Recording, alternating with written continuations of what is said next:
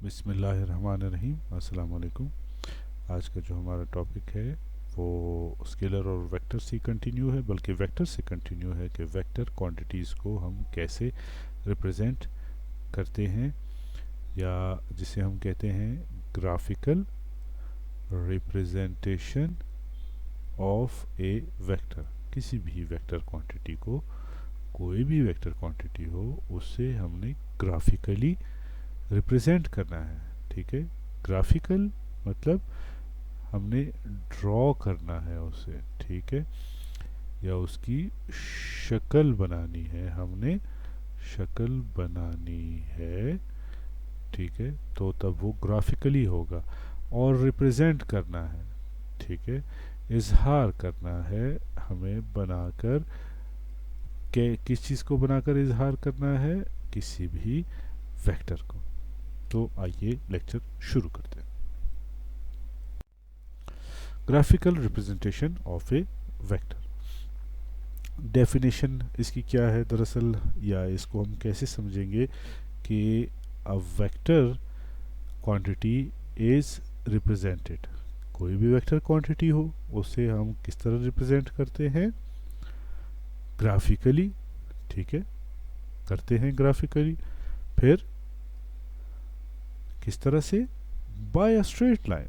ठीक है, हम एक स्ट्रेट लाइन को ड्रॉ करके हम किसी वेक्टर को ग्राफिकली रिप्रेजेंट करते हैं।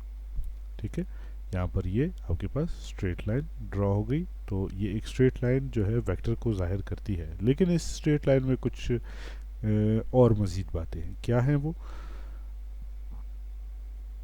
Drawn on a suitable scale. ये जो स्केल है ना, ये आपने कौन सा रखना है? जो सूटेबल हो। अब ये किसको सूटेबल होना चाहिए स्केल? ये स्केल सूटेबल होना चाहिए जिस जगह पर आप इसको ड्रॉ कर रहे हैं। आप अपनी कॉपी में ड्रॉ कर रहे हैं, आप वाइट बोर्ड पर ड्रॉ कर रहे हैं, आप कंप्यूटर स्क्रीन पर ड्रॉ कर रहे हैं। जहाँ पर भी आप इस लाइन को ड्रॉ कर रहे हैं या इस वेक्टर को ड्रॉ कर रहे हैं, जो कि रिप्रेजेंटेटिव लाइन है उसकी, तो उसके लिए स्केल जो है वो उसी कॉपी के मुताबिक सूटेबल होना चाहिए, या उस कैनवस के मुताबिक सूटेबल होना चाहिए कि उसका साइज़ कितना है। अब यहाँ पर हम आपको बताते हैं कि फ़र्ज़ करें हमारे पास यही स्क्रीन है, तो इस स्क्रीन में अगर हम सेंटीमीटर्स के मुताबिक ड्रॉ करेंगे तो हमारे पास सूटेबल है। हम किसी भी वेक्टर को इसके हदूद में रहते हुए, ये जो इसकी हदूद हैं, ये जो इसकी बाउंड्रीज़ हैं, इस स्क्रीन की ये जो बाउंड्रीज़ हैं, ये आप देख रहे हैं, तो इसके अंदर रहते हुए हम एक वेक्टर को ड्रॉ करना चाहेंगे तो हम देखेंगे कि ये क्या डायमेंशंस हैं इस स्क्रीन की। ठीक है, इस स्क्रीन की हमारे पास क्या डायमेंशंस है? तो मेरे पास जो यहाँ पर इस वक्त आ रही हैं, वो डायमेंशंस जो हैं वो सेंटीमीटर्स में सूट करती हैं। ठीक है, मेरे पास सूटेबल स्केल जो है वो सेंटीमीटर्स है। हो सकता है आपके पास कोई बड़ी जगह हो, चार्ट पर आप बना रहे हो, तो चार्ट पर लाजमी है फिर सेंटीमीटर से आपको बड़े यूनिट्स लेने होंगे। ठीक है, सेंटीमीटर से बड़ा यूनिट मीटर है, तो मीटर्स तो आप नहीं ले सकते, लेकिन आपके पास इंचेस होते हैं। ठीक है, तो आप इंचेस में ड्रॉ कर सकते हैं। ठीक है, या अगर आपके पास ब्लैक बोर्ड या वाइट बोर्ड है तो वो आप फुट्स में भी ड्रॉ कर सकते हैं, क्योंकि वो साइज़ उतना ही होता है। तो जगह के हिसाब से जो आपको सूटेबल लगे, आप उसी स्केल का इंतखाब करेंगे। ठीक हो गया जी। अच्छा, अब हम यहाँ पर देखते हैं कि हमारे पास जो सूटेबल स्केल है, ठीक है, वो हमने क्या रखा हुआ है। तो हम आते हैं, एक मिनट, ज़रा सा ये हम रिमूव कर दें ताकि आपको क्लियर मालूमात मिल सके। ठीक हो गया जी। तो हमारे पास यहाँ पर एग्ज़ाम्पल दे रहा है ई जी, या फॉर एग्ज़ाम्पल आपको बताता है कि अगर वो यूनिट जो है, या वो वेक्टर क्वांटिटी जो है वो कितनी है? 1 न्यूटन है।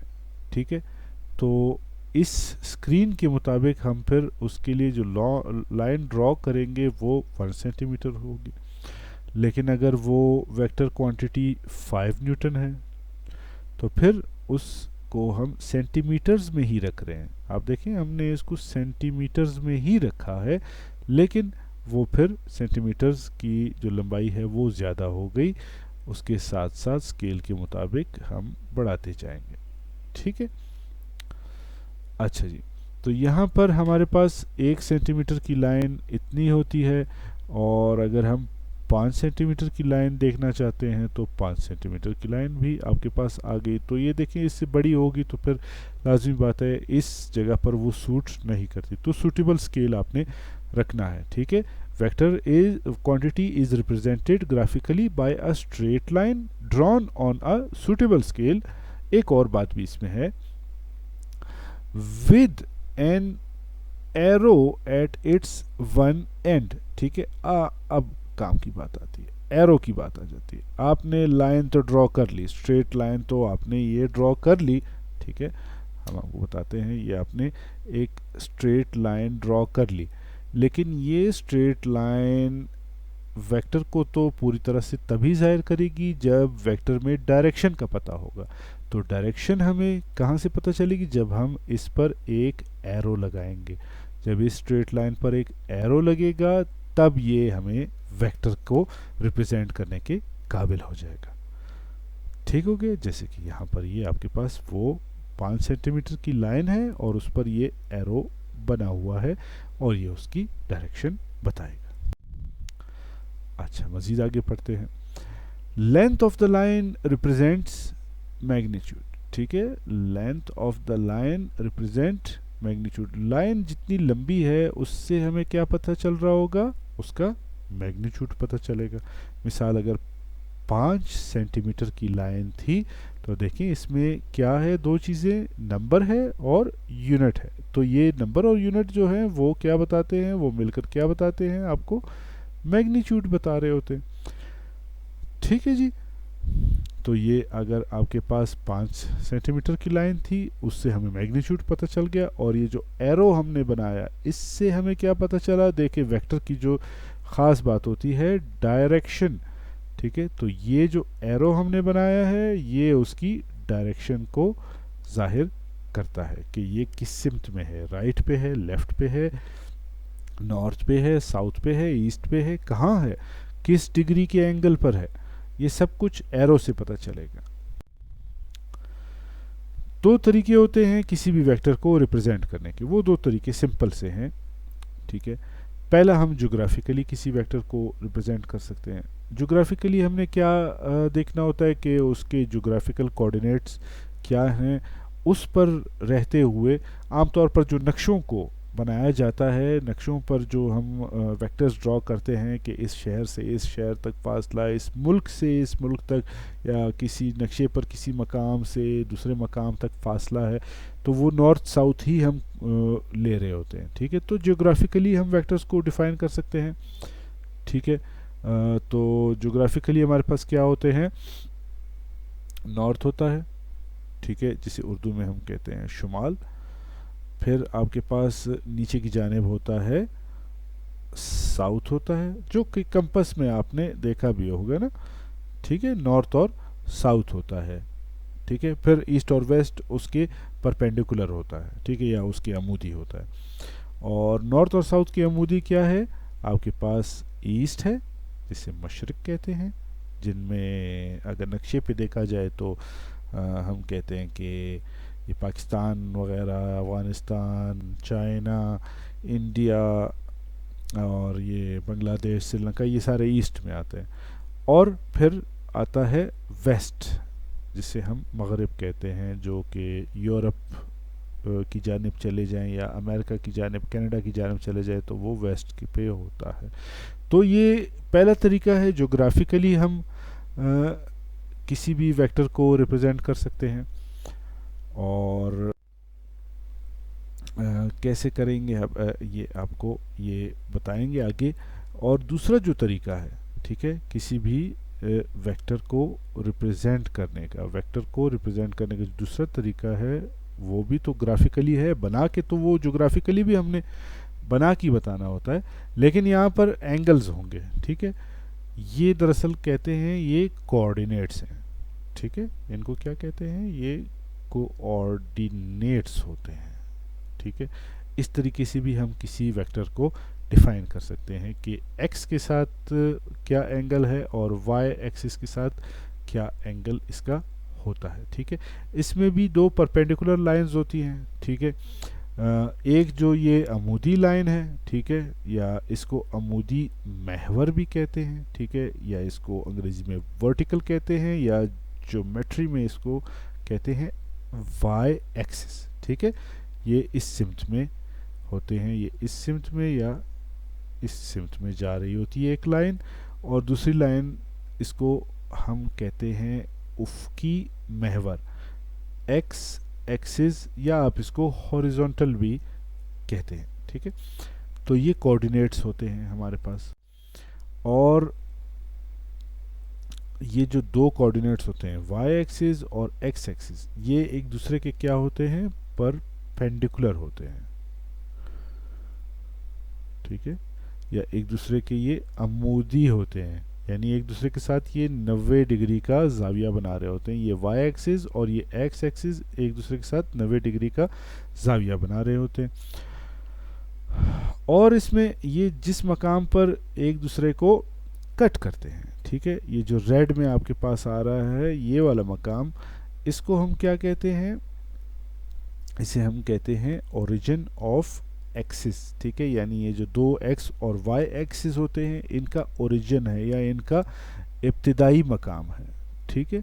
यहाँ से ये एक्सिस शुरू होती हैं, ठीक है। ये जो एक्सिस हैं, ठीक है, एक को एक्सिस कहते हैं और एक से ज़्यादा जब हो जाए तो फिर वो एक्सिस हो जाता है, ठीक है। ये इसका वाहिद है और ये इसकी जमा है एक्सिस।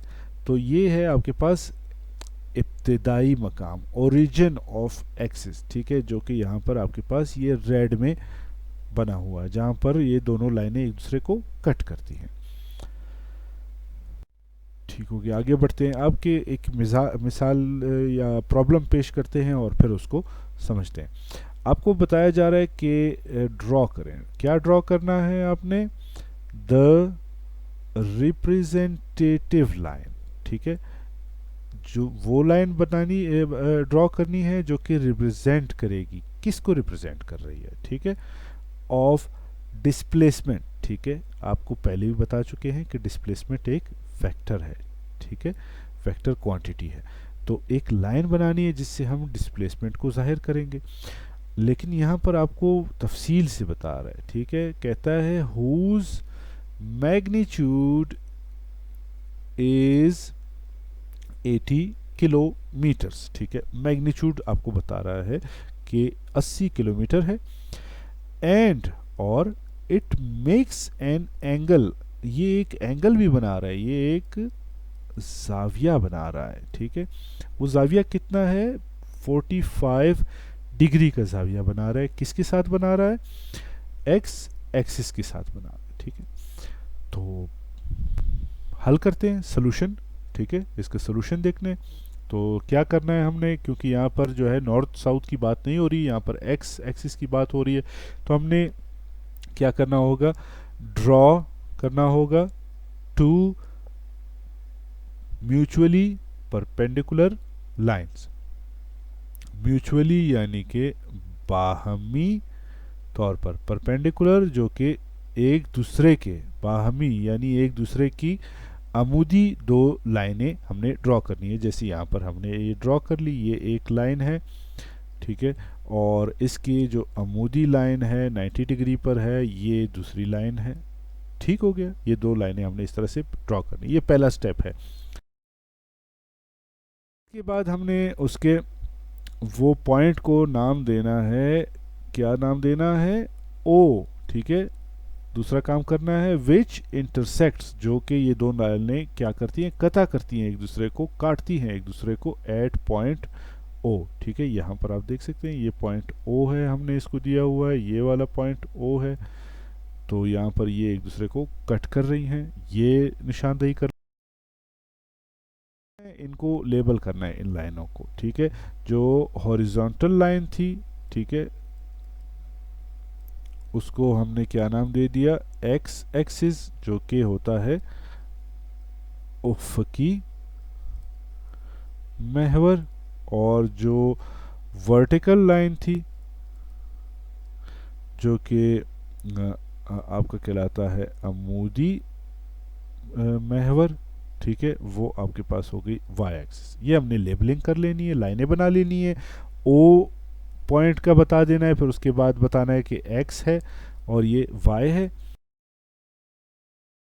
फिर आते हैं हमने कि स्केल लेना है। अब हमने लाइनें जहाँ पर बनाई हैं वो कॉपी है, चार्ट है, वाइट बोर्ड है, ब्लैक बोर्ड है, क्या है, उसकी साइज़ क्या है। हमारे पास ये स्क्रीन है यहाँ पर, तो यहाँ पर सेंटीमीटर्स में ही बात रखें तो बेहतर होगा, वरना इस स्क्रीन से कहानी आउट हो जाएगी।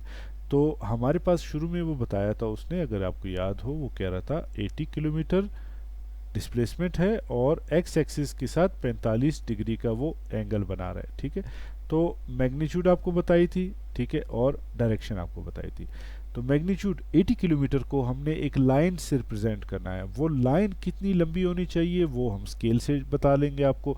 हम कहते हैं कि अगर 1 सेंटीमीटर की लाइन हो तो वो 20 किलोमीटर को जाहिर करे, लेकिन हमारे पास है 80 किलोमीटर, तो 80 किलोमीटर के लिए हम कहते हैं कि अगर एक जो है वो 20 किलोमीटर को ज़ाहिर कर दे तो चार जो है वो 80 किलोमीटर को ज़ाहिर करेगा। ये कैलकुलेशन आपने अपने दिमाग से करनी है, सिंपल है, ठीक है।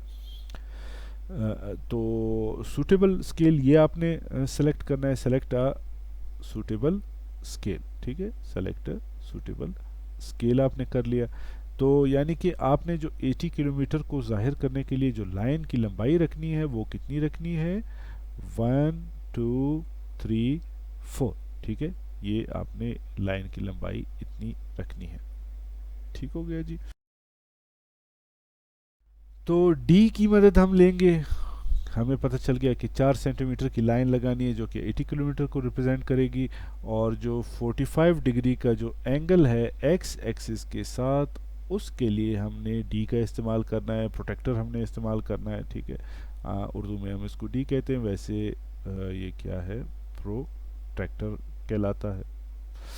तो यहाँ पर हमने देखा ये है जी 45 डिग्री है। अगर हमने ये जो ज़ीरो है ये अगर एक्स एक्सिस पे रखा, क्योंकि वो देखिए वो कह रहे हैं 45 डिग्री एक्स एक्सिस के साथ, ठीक है, तो एक्स एक्सिस पर हमने इसका ज़ीरो रखा, और यहाँ से जो हमने लिया ये जो पॉइंट है ये आपके पास आ रहा है 45 डिग्री, तो हमने यहाँ पर क्या बना लिया, एक डॉट बना लिया, एक नुक्ता लगा दिया। अब हमने क्या करना है, ओ से, ठीक है, इस पॉइंट ओ से जो है वो लाइन लेकर जानी है, कहाँ पर, इससे गुजारनी है, और वो लाइन की लंबाई कितनी होनी चाहिए, वो लाइन की लंबाई 4 सेंटीमीटर होनी चाहिए, जो कि बराबर होगी 80 किलोमीटर की। आइए देखते हैं। ये देखिए लाइन बन गई। अच्छा, ये तो उसका मैग्नीट्यूड हो गया, लाइन की लंबाई। डायरेक्शन के लिए हम क्या करेंगे, डायरेक्शन के लिए हम एरो लगाएं, mark an arrow at its end A, ये जो ए वाला सिरा है, ठीक है, ठीक है, एक सिरा तो इस लाइन का ओ है, दूसरा सिरा क्या है, ए है, तो ए वाले सिरे पर हमने एक एरो बनाना है जो कि इसकी डायरेक्शन को बताएगा। ये डिग्रीज तो हमारे पास आ गई, एक्स के साथ 45 डिग्री हो गई, और लाइन पर हमने एक एरो लगा दी। ये एक वेक्टर बन गया। कौन सा वेक्टर है ये, ओ, सॉरी, इस वेक्टर को हम कह रहे हैं ओ ए, ठीक है, या ये जो लाइन है ओ ए जिस पर एक एरो है, ठीक है, उससे हमें क्या पता चल रहा है, उससे हमें पता चल रहा है कि जो डिस्प्लेसमेंट हुई थी वो कितनी थी, 80 किलोमीटर थी। कैसे ये 80 किलोमीटर का पता चला, क्योंकि हमने स्केल सेलेक्ट किया था कि 4 सेंटीमीटर जो है वो 80 किलोमीटर था, और यही देखा था ना हमने हमने कहा था कि 1 सेंटीमीटर जो है वो 20 किलोमीटर है, तो 4 सेंटीमीटर 80 किलोमीटर। तो ये जो लाइन है इसकी लंबाई क्या हमने रखी थी, हमने 4 सेंटीमीटर रखी थी। ये इसकी मैग्नीट्यूड को बता रहा है 80 किलोमीटर, और इसकी जो डायरेक्शन है वो हम डी से चेक कर लेते हैं कि एक्स एक्सिस के साथ हमारे पास जो एंगल बन रहा है वो 45 डिग्रीज का बन रहा है। तो 45 डिग्री विद एक्स एक्सिस जो आपको बताया गया था उसको आपने लाइन ओ ए से ड्रॉ करके, ठीक है, ये हमने ड्रॉ किया या हमने ग्राफिकली, ठीक है, ये हमने क्या कह सकते हैं, हमने ड्रॉ करके या ग्राफिकली हमने रिप्रेजेंट किया। किसे हमने रिप्रेजेंट किया? वेक्टर को। वेक्टर कौन सा था? ये डिस्प्लेसमेंट। ठीक हो गया। उम्मीद करता हूँ आपको लेक्चर की लंबाई तो होगी लेकिन आपको सही से समझ आ गई होगी कि किसी भी वेक्टर को कैसे रिप्रेजेंट किया जाता है ड्रॉ करके। सुनने का शुक्रिया बहुत बहुत। अल्लाह हाफिज़।